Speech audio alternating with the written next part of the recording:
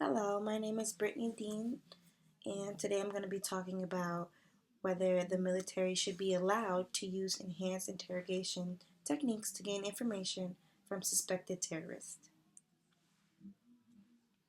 So, what is enhanced interrogation techniques? Well, it's a euphemism for the program of systematic torture of detainees by the Central Intelligence Agency, also known as the CIA, the Defense Intelligence Agency, and various components of U.S. armed forces at black sites around the world, such as Bagram, Guantanamo Bay, and Abu Ghraib. These techniques constitute torture, cruel, inhumane, or degrading treatment. So, techniques or methods include beating, binding in contorted stress positions, hooding, subjection to deafening noise, sleep disruption, sleep deprivation to the point of hallucination, deprivation of food and drink, and withholding medical care for wounds, as well as waterboarding, whaling, sexual humiliation, subject to extreme heat or extreme cold, and confinement in small coffin like boxes. Waterboarding is a form of torture in which water is poured over a cloth, which is then covering your whole face, and then your breathing passages are immobilized, which causes the person to experience drowning once the water is poured on them. They also experience medically unnecessary rectal rehydration, rectal fluid resuscitation, and rectal feeding. Also, threats to families, such as threats to harm children, threats to sexually abuse, or to cut the throat of detainees' mothers. Torture occurred at the U.S. detention centers in Guantanamo Bay, Cuba, and Abu Ghraib in Iraq. In 2004, reports surfaced that the U.S. soldiers had tortured and humiliated prisoners at Abu Ghraib, a prison 20 miles west of Baghdad that held as many as 3,800 detainees. Images of the conditions the detainees were in and the type of things they were going through were released, and this upsetted many. These pictures helped solidify the thoughts people from other countries had about Americans or America. Here are some pictures here. On the left, you can just see, hooding. A lot of them are naked.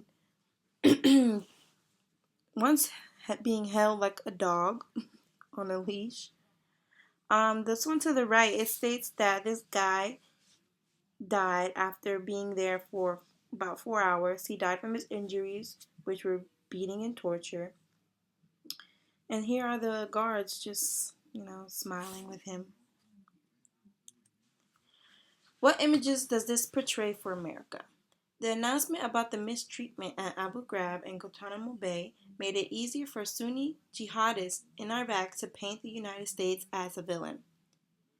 Those images became a motif in their propaganda, used to justify targeting, kidnapping, beheading of Shiites, Kurds, and anyone else suspected in cooperating with the United States and its allies. In 2004, the first beheading of the conflict happened to an American contractor named Nicholas Berg. The group claimed that it had acted in retaliation for the abuses at Abu Ghraib.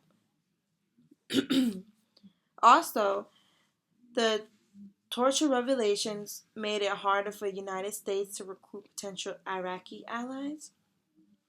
Here is an example.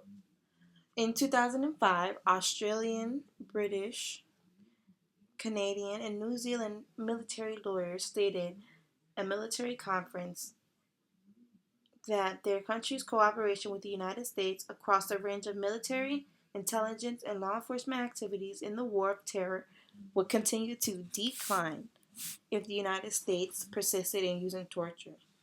In 2003, the Dutch Army's leader wanted to contribute troops to the U.S.-led effort in Afghanistan, but intense public opposition to torture led Dutch political leaders to fear they would face domestic backlash if their army helped apprehend al-Qaeda or Taliban members who ended up at Guantanamo Bay. These concerns delayed parliamentary approval for the deployment of Dutch troops until early 2006. So here are the two different views from Barack Obama and Donald Trump on on the issue of enhanced interrogation techniques. Barack Obama issued Executive Order 13491 banning the U.S. government's use of torture. Obama's directive was a powerful rebuke to the Bush administration that originally authorized the CIA and the U.S. military to use enhanced interrogation techniques. On the other hand, Donald Trump vowed to reinstate torture, including treatment that would be a hell of a lot worse than waterboarding. When asked if he stood by his proposal, Trump replied, "It wouldn't bother me even a little bit." So those shows the two different views the two last presidents had on this matter. But it's not whether or not to use torture or not. It's first we have to see, does this really work? Are the techniques that you guys are using going to get the results that you're looking for? So, the CIA believes that these techniques do work and provide life-saving information. But Harvard Kennedy School states that the use of torture greatly damages national security. It incited extremism in the Middle East. It hindered cooperation with the U.S. allies, exposed American officials to legal repercussions, undermined U.S. diplomacy, and offered a convenient justification for other governments to commit human rights abuses. The CIA's detention and interrogation program damaged the United States' standing in the world and resulted in other significant monetary and non-monetary costs. Also, neurological science shows that torture and abuse are ineffective ways to interrogate prisoners.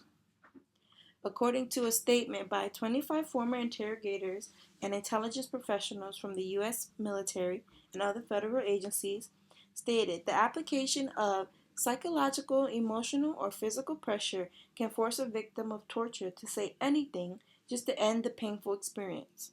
The challenge of interrogation is not to make people talk, but instead to obtain precise and credible information. Though torture advocates have touted the successes from CIA using abusive interrogation after 9/11, the Senate Intelligence Committee report on CIA interrogation and detention shows that the tactics were much less effective than the CIA claimed and did not result in unique information that stopped attacks and saved lives. So it seems that torture really doesn't work. So why would we use it if it doesn't work? Thank you. I don't think we should continue using or bring back the use of enhanced interrogation techniques, because not only it affects other countries when dealing with us, our foreign policy, different countries are going to view us differently or don't want any help from us. So I believe that the military should not be allowed to use enhanced techniques. Thank you. Here are my sources.